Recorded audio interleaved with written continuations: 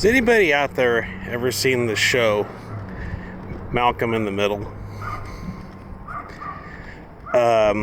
In all fairness, I know the show. I watched very little of it.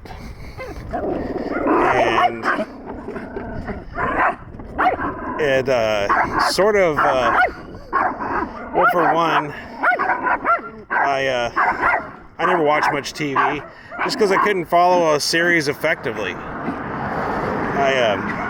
Unless I binge watch from a streaming, I really can never get in consistently in time to watch a show effectively and pay attention to all the seasons. And it wasn't until later when we had streaming I was actually able to kind of memory bank a lot of this stuff and keep control of the plots in my mind. So, but there's one part of Malcolm in the Middle that I remember. But first of all, I'm going to go into his mother. His mother, to me, the character came off like a raving lunatic. I mean, I just couldn't handle. I mean, I guess it was kind of like, for me, from Malcolm's point of view, no matter what she said, no matter how soft, sounded like constant yelling. And Malcolm, one day, I do remember this one scene that I caught where Malcolm told his mom, he says, "Why is it no matter how good I am and no matter what I do, I seem to never gain your favor? It seems that all your favor is on the other brother." And I'm not sure if that's the older brother or the younger brother. I mean, I just kind of assume the title's Malcolm in the Middle, so I think they're immediately speaking of a middle child. And I don't have any siblings, so I can't really identify with what it's like to have a brother or a sister.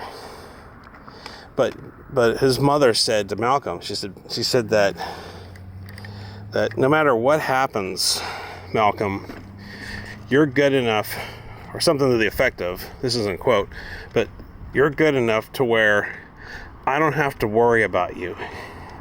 You're going to figure out the right and wrong way of doing things, and you're going to get out the other side of it. That's where your other brothers need more help, and so I need to turn my attention to them. And I don't know if it was just I had to catch that at the right time, and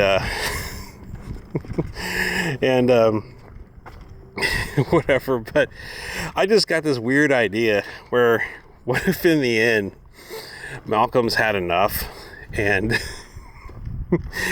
decides I sound like it sounds terrible that I'm laughing about it, but hey, we're thinking, come on, this is make believe, this is TV, this is television, okay, this is just a show. And I always thought it would have been kind of neat if Malcolm horrifically murdered his mom and his two brothers, and maybe Bryan Cranston, who played Malcolm's father, whoever his character was, maybe got wind while he was at work or something and knew what was coming down and knew not to head back to the house, and fled to Arizona where he enrolled in college and started to take physics and changed his name to Walter White. That would have been so rad.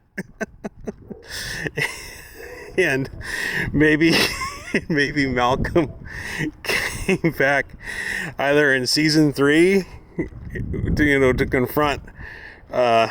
confront Malcolm's dad, who's now Walter White. And of course, him and Jesse would join forces to extinguish the problem of Malcolm. Or maybe he met his fate in Better Call Saul. I don't know. I just think that would have been freaking rad. But it brings me back to the whole scene where the mom was saying, "Hey, you don't need the help, Malcolm. You're cool. You don't need the help. I have to worry about these two. They're the ones that need the help." And I thought to myself, do we live in this sort of Malcolm in the Middle second chance society? Is the new model for our society kind of Malcolm in the Middle?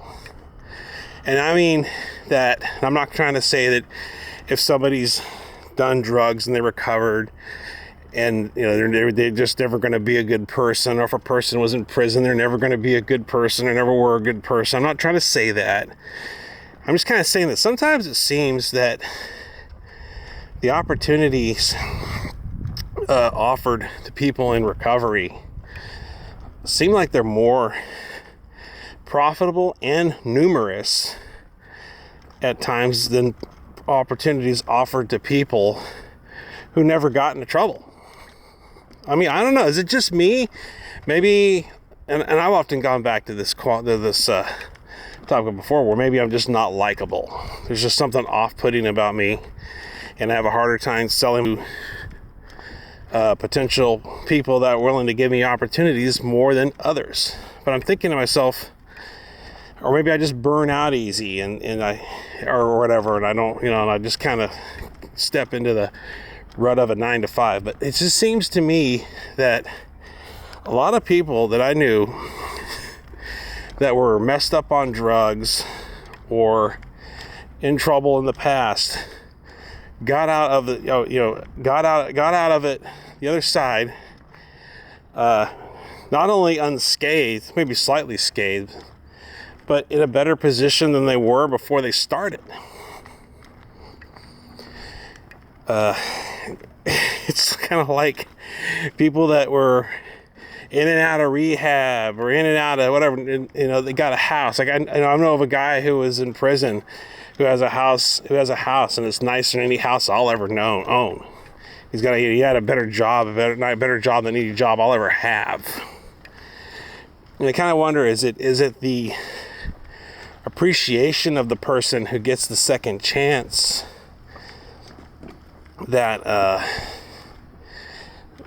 is it the appreciation of that second chance that takes that person further? Or is it just kind of how society says, well, part of giving someone a leg up is, giving them a good deal on a house, or getting them that good paying job so they can put a down payment on a property. And there he keeps his nose clean, stays out of trouble, doesn't cause any problems for others or himself. And he's getting by, and we're gonna keep him there because it's if it ain't broke, don't fix it.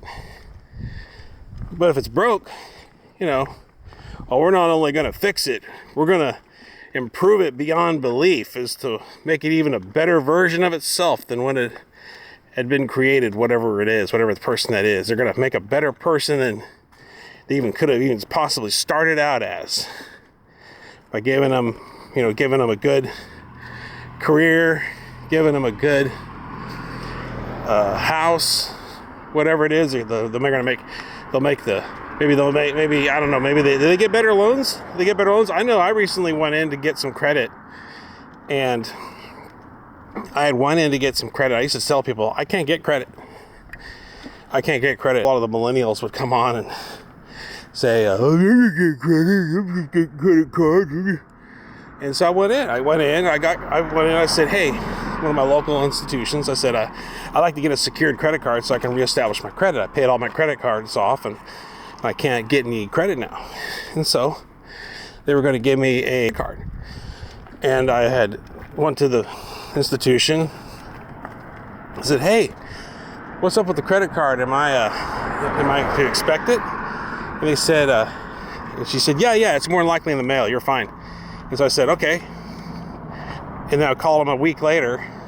We're going like 3 weeks now. They said, oh no, that application's been denied. You didn't bring in a proof of income, not enough proof of income.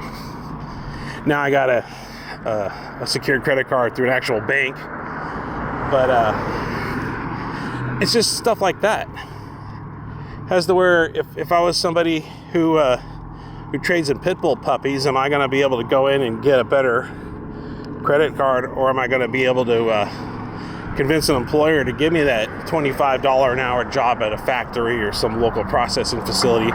For someone like me, I'm at the bottom of the barrel. They say, they see this tumultuous, troubled background, and they feel sorry for me. Second chance story. So I get the opportunity, the opportunity that we're going to help him stay out of trouble. He's in recovery. But someone like me, like, I like to broaden my horizons and see if I can increase my net worth. Oh, that's boring. We don't like that. We don't like it. It's not a second chance story. So I don't know. It's just little thoughts that I had on the subject. And I'm going to just kind of cut it short because my camera's heating up in my hand. The processor heats up.